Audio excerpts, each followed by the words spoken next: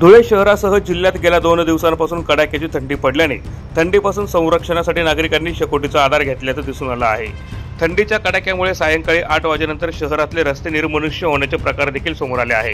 गेल्या 2 दिवसांपासून धुळे जिल्ह्यात थंडीने निश्चांक गाठला आहे।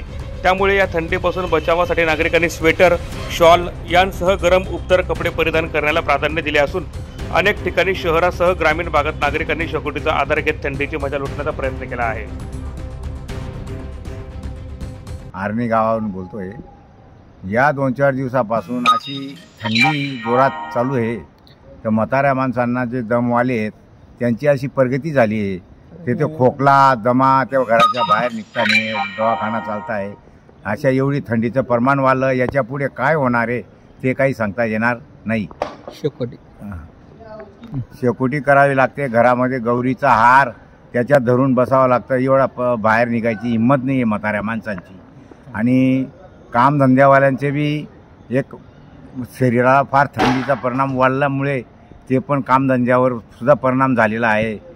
आणि रोजगार म्हणून मजुराचं ते उशिरा उठा आणि 8 वाजेला कामाला जात होते ते कमीत कमी 9-9:30 वाजता कामाला जाऊ राहिले। मी विवेक पाल्ले। मागील 2 ते 3 दिवसापासून थंडीचा प्रमाण खूप वाढल्यामुळे तर आम्हाला शेकोटीचा आधार घ्यावा लागतं आहे। तर आपण बघू शकता की थंडी आता चालूच झाली, तर एवढी थंडीचा प्रादुर्भाव आहे अजून किती वाढू शकतो तर हे आपण सांगू शकत नाही। धन्यवाद। प्रतिनिधी सुनील निकम, माझा महाराष्ट्र न्यूज, धुळे।